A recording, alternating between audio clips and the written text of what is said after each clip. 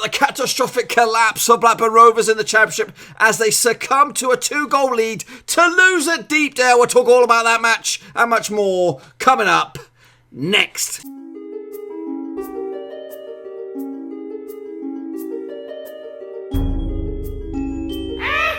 That's right, folks, back once again with another match review. This time we're picking apart Blackburn Rovers' latest shambles. It's shambles after shambles at the moment. 6-game winless run continues as we lose to North End on their own turf, boys and girls. In a game that we could have possibly won this one, bad boy, but it all flipped around at the second half. We'll talk more about that in just a second. If you're new to the channel, smash your subscribe button to keep you bang up to date with all things Blackburn Rovers related, Championship related, world football related. We're going to all here under Warowski, that's right. It just continues, folks. It just continues. I cannot. I don't know where to begin. That's what's going on. 2-goal lead and we threw it all away. We'll talk more about that in just 1 second, folks. Before that, just a little bit of a plea to you. I've got a Patreon channel out there, boys and girls. Make sure you check that bad boy. There is a link to that sucker in the description down below. If you are interested to become a patron, which would support the channel in another way besides your viewership, this is the way to go. Check out the link in the description. There are 3 tiers of support ranging from just $1 all the way through to $10 a month.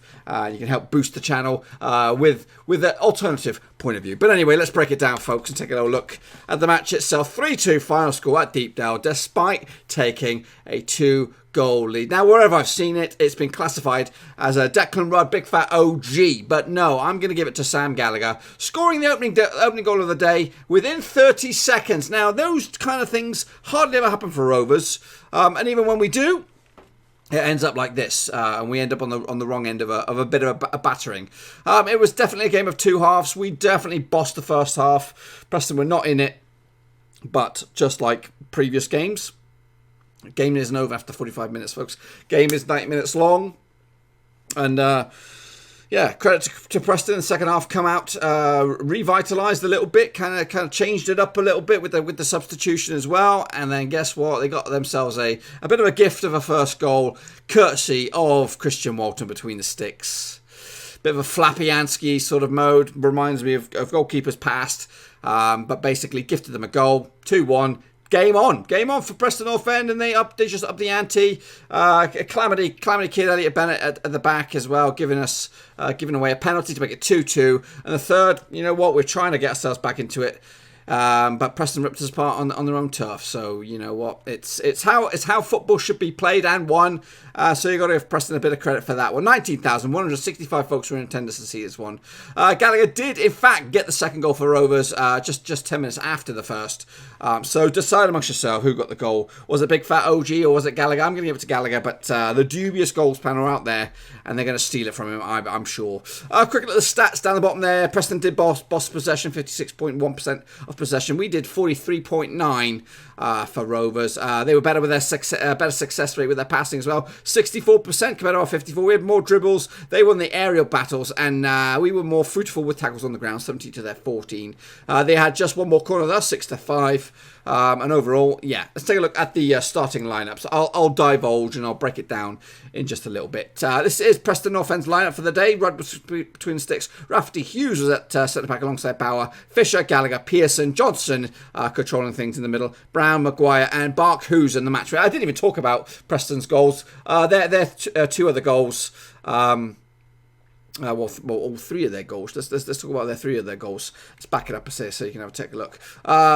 Barkhuizen with a daily double, 2 for him, sandwiched in between a Daniel Johnson penalty. So there you have it. A quick look at the Rovers lineup for you now. We actually adopted this kind of formation according to who scored. 1 between the sticks, Williams, Adebayo, Nyambe. Evans was the holding midfielder. Rothwell on the left, Armstrong on the right, Dak, Bennett, and Evans with Sam Gallagher up top. So that was the formation. I wasn't complaining at halftime. Of course not. 2-0 up. Looked to be plain sailing for Rovers, and the game looked to be over. But I did stress the next goal is absolutely massive in this one, and we didn't get it. It went to Preston, and it was game on.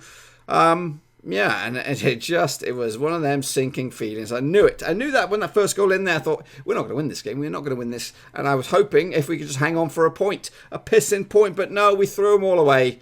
and it just continues a recent rut of nasty results. And if you look at if you're any other team, I think, especially with our pedigree, if you're any other team, I think Mowbray would be under serious pressure to be to possibly losing his job. But we are Rovers. We know the Venkies they are stubborn as old boots. They took forever to get rid of Coyle. They took forever to get rid of Keane.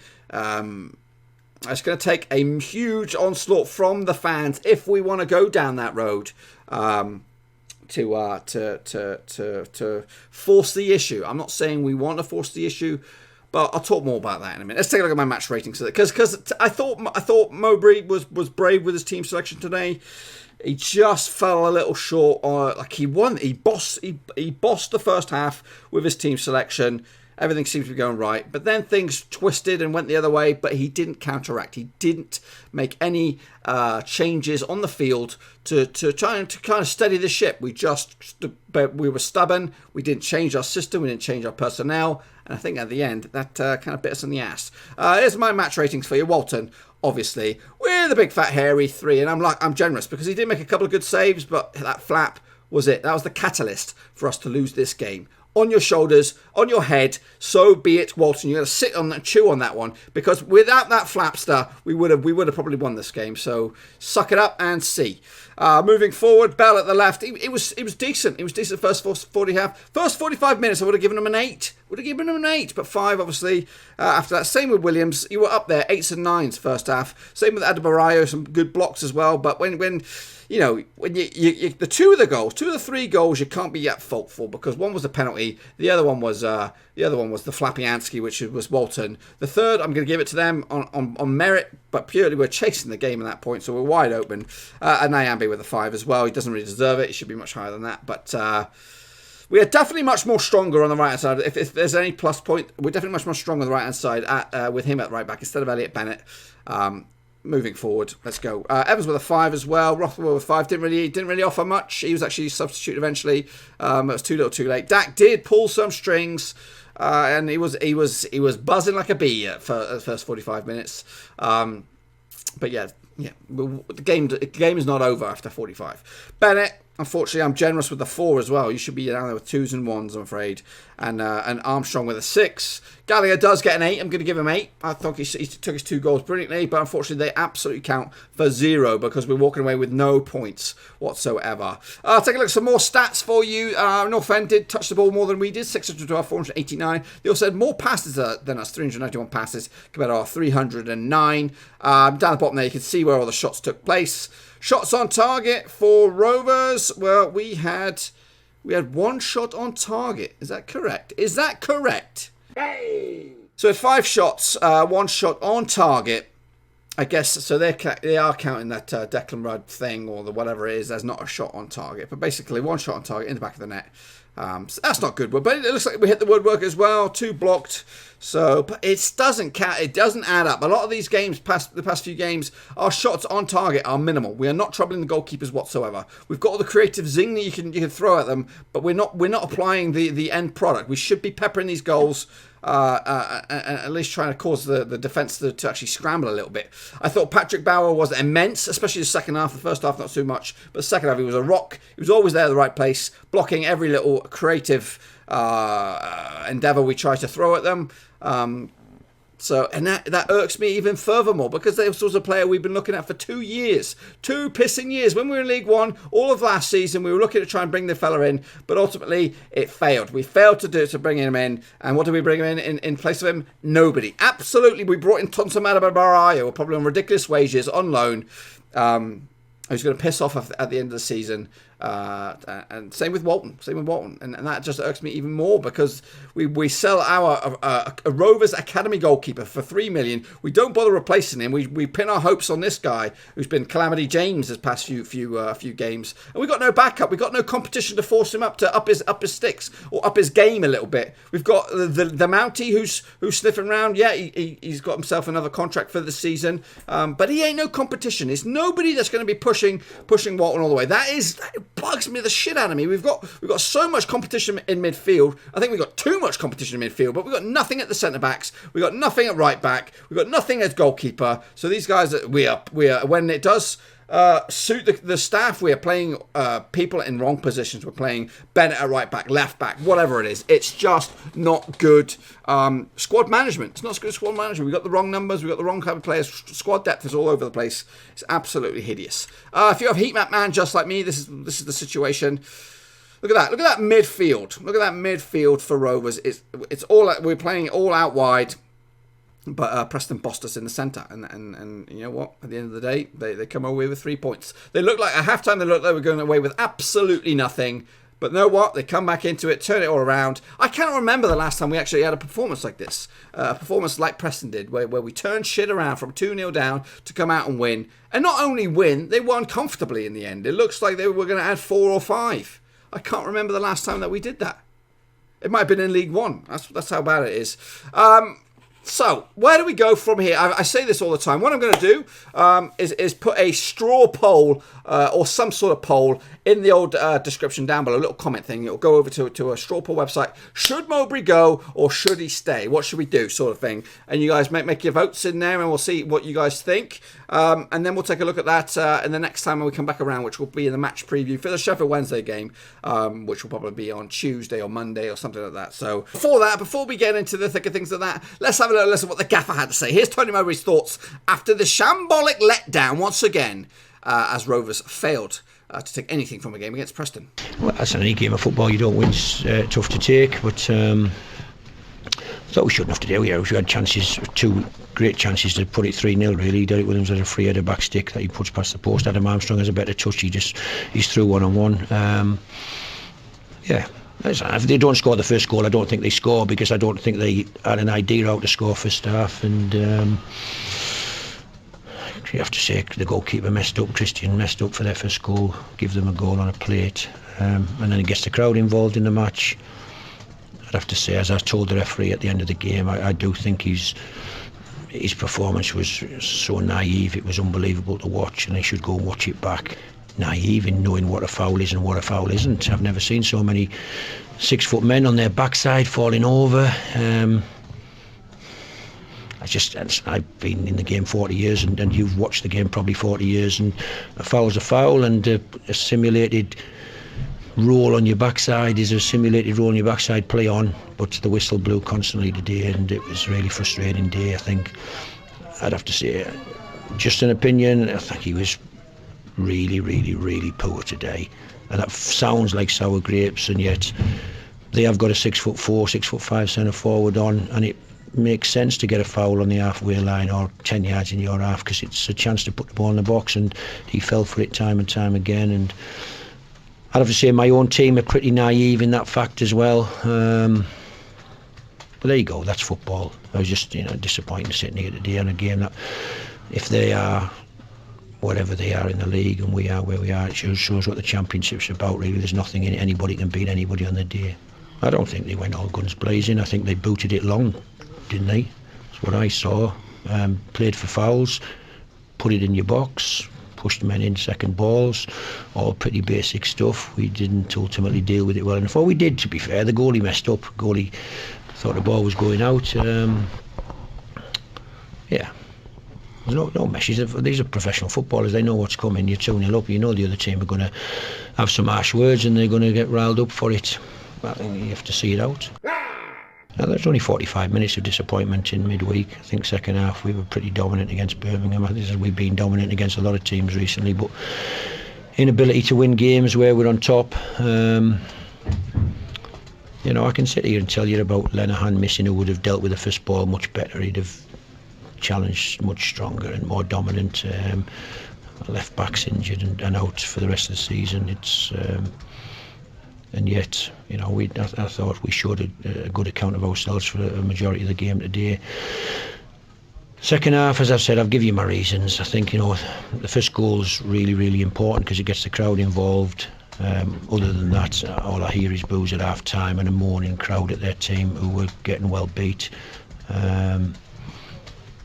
it's football. You have to accept it, move on, understand what you're good at, what you need to work at, how to get better. Maybe we have to be a bit clever and manage games like they do. And yeah, it's not my personality to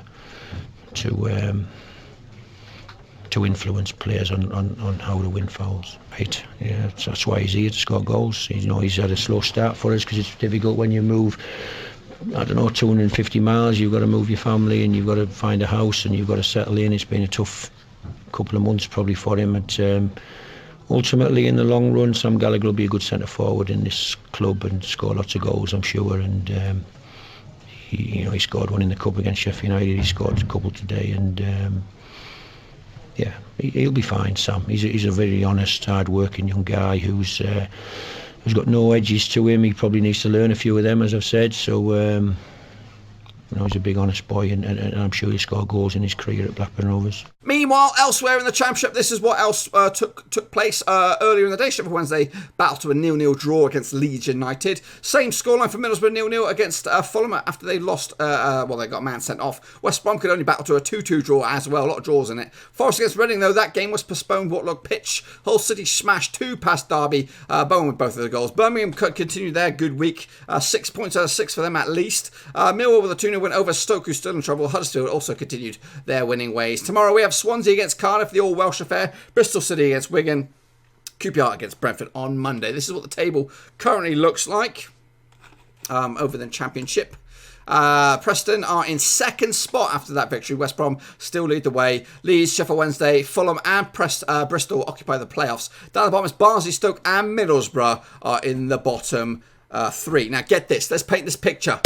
We do take on Sheffield Wednesday next week. If Middlesbrough, Reading, Wigan, all the teams below us were to get 3 points, we could end up next week in the drop zone. That's how bad it is. Do we want to go back to League One? Heck no, we do not want to go. We do want to take what Mowbray has done and created this, steadied the ship, brought us back into this division for us to go back down there once again. So what I'm suggesting is this. We've got 2 games before the international break. 2 games against 2 top tier teams right here, and I say top 2 tier because of the situation they find themselves in the league. Sheffield Wednesday 4th, Leeds United are 3rd. Win both those games, and you know what? You can stick around and you can battle us through into the new year. But if not, if you lose both those 2 games, you've lost my vote, Mowbray. You're going to be on your arse and you're on your way out, because that will lead up to the international break. Perfect time to if anybody has sense, if the Wagnets or whatever his name is, the guys who pull the strings at the behind the scenes have any sense, that is when you make the decision. You pull the plug. You say, you know what, Mowbray, you're on your ears. We're going to bring in Chris Houghton, somebody else. Who else did somebody shout? I don't know. There are loads of candidates that are freely available that would come in and do the job and bring Rovers back on track, because we need something. So Mowbray, this is it. This is your final hoodoo for me. Get 6 points in the next 2 games, and then we can start talking about December. Because if not, there's a perfect opportunity there to bring in somebody else, or maybe even start looking now. Because you don't want to go into December where there's 6, 7, 8 games on the cards. How many games are there in December? We've got 1, 2, 3, 4, 5, 6. Maybe even if you look at the 30th of November as one, and New Year's Day as one, there's 8 games over the course of those 30 odd days. So there's points to be won. But if we are playing like this, feeling like this, we're just going to get sucked into that vacuum that is the drop zone. Barnsley have given us a head start. So have Stoke. We need to start making up ground, and we're making up ground quick. Let's take a look at what's going to happen next weekend, actually. Barnsley against Bristol City. That's on a Friday. Wigan against Swansea. Derby against Borough. Reading against Millwall. Luton against Nottingham Forest. Cardiff against Birmingham. Brentford against Huddersfield. Fulham against Hull. Leeds against QPR. Charlton against Preston. That's on Sunday. And Stoke against West Brom. But the game, of course, of the weekend will be Rovers against Sheffield Wednesday. Clocks go back, folks. The clocks go back. Meanwhile, you've heard a little bit, just a little bit, because I've not really ripped the head off this one, but you've heard a little bit what I've had to say. What about the other fans out there? Rovers chat said this, an absolute joke and embarrassing to lose this. How do you lose a 2-0 lead? Dave M said this, blooming hell, Rovers, you gutless bastards. Why is it we only can put 45 minutes in per game? It's like a box set on the shittest series ever. Now, for fuck's sakes. Moving forward, Katie McAllister said this, shite, something needs to change. Can't cope with happy clappers either. Crying when you voice your opinion. opinion at a game. Daft Charlie Wiggs. Meanwhile, Chris Martin says this. Apparently the clocks go back an hour tonight. Can we go back to 3:45 this afternoon when we were 2-0 up and thought we could hold on to a lead? Hashtag Rovers. The American Rover, aka Sean, said this. The players are just not good enough. They don't have the skill or the heart. What pathetic collapse. Talk of Ewood, though, on the flip side. Walton's misjudgment, Benno's silly foul, and an awful referee performance worked together to create a nightmare Halloween, hashtag Halloween, of a second half after a much positive first half. Moving on, we have Elvind E. Time to go, Tony Mowbray. Didn't think I'd ever say that, but he has obviously lost the players. Marcus, Rovers Till I Die, said this. With a real keeper, we could have taken a point or even 3. It's really frustrating. We can't play 2 halves without screwing it up. Northern Rover. Gah! Looked so good at half-time, but second half we just couldn't cope. Walton error left then get back in, and after that it was sadly an all too familiar capitulation. Alex Lai said this. Ridiculous. If Tony Mowbray cannot get the teams played for 90 minutes, we need to change the management. Unfortunately, respect for getting us promoted and stabilising last season, but no indication he can move it further. Ryan Martin, appropriate that the ref today is named Steve Martin because he's definitely out here turning this into a comedy of errors.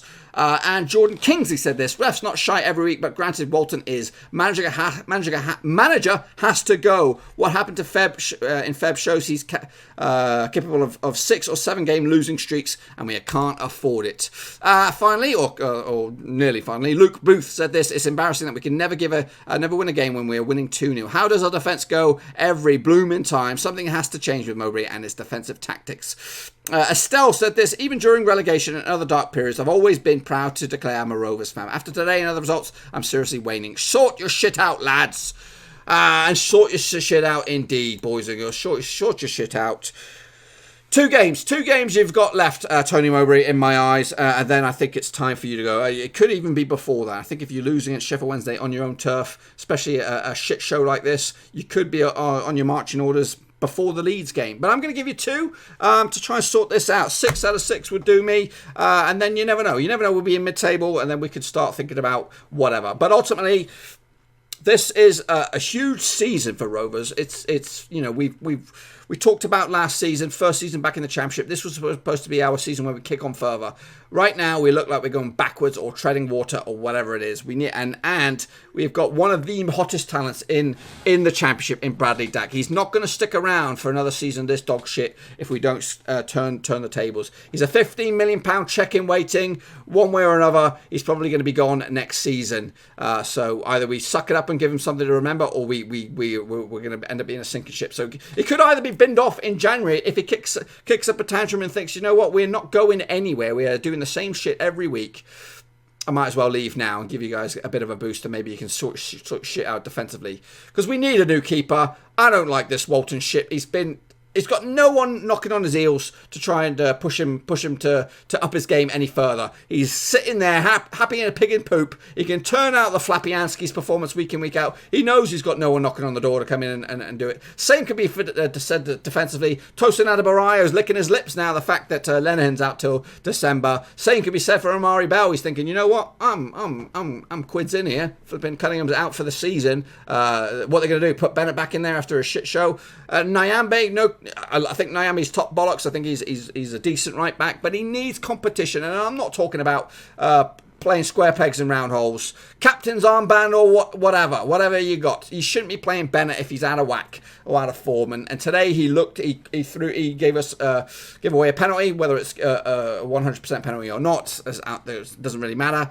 But you play shit, you should be dropped. Captain's armband or not captain's armband. You play shit, you should be dropped. Goalkeeper Walton, but we've got no one else to replace him, so he's gonna just, you know what, I can do whatever I want, and I'm just gonna stay here. So not happy. Things need to get sorted out big time, or else we could find ourselves in a relegation dogfight, and Stoke will turn up sooner or later. Barnsley may not. Huddersfield already, they're up and running. Middlesbrough are a force waiting to happen as well. They could bin Woodgate off anytime soon, and you know what? Bring in someone else, and they'll steamroll up that table. They'll get the good manager before we get no good manager. That's another scenario we got to wait. There are decent managers out there. Should we want to go down there? I know people laughed at me when I said it. Chris Hughton, I think, would be a phenomenal replacement. He's a northerner, kinda. He's been up there with Newcastle. You know what? He'd gobble this up. But there's other decent managers out there.